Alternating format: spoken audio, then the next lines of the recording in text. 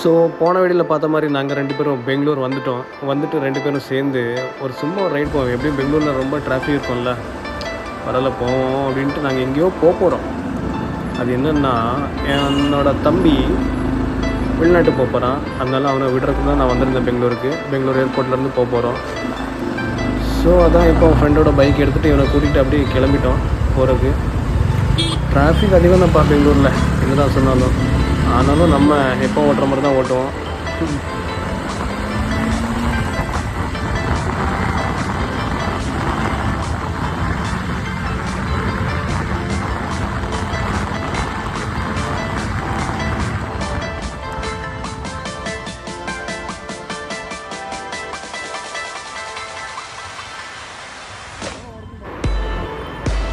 So finally நாங்கள் பெங்களூர் ஏர்போர்ட்டுக்கு வந்துட்டோம்.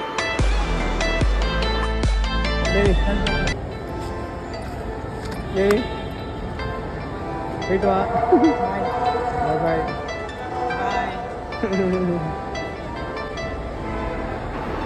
சும்மா சொல்லக்கூடாதுங்க, பெங்களூர் ஏர்போர்ட் சூப்பராக இருக்குது, வேறு லெவலில் பண்ணியிருக்காங்க.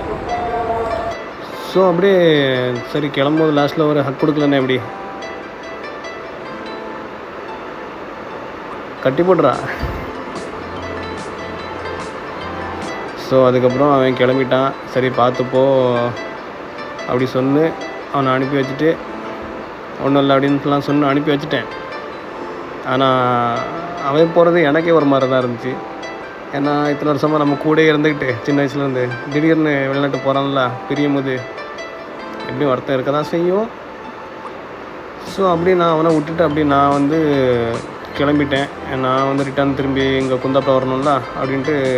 அது அவன் ஆக்சுவலி அவன் காலையில் 5 மணிக்கு தான் ஃப்ளைட்டு, ஆனால் இப்போவே போயிருக்கான், 12 மணி ஆகிட்டு கிட்டத்தட்ட. ஸோ அதனால தான் நான் உடனே கிளம்பிட்டேன்.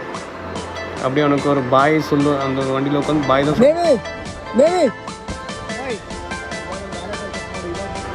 ஓகே காய்ஸ், இதோட நம்ம பயணம் முடிஞ்சிச்சு. பார்த்தவங்களாம் பிடிச்சிருந்தா லைக் அண்ட் ஷேர் சப்ஸ்கிரைப் எல்லாம் பண்ணிக்கிடுங்க.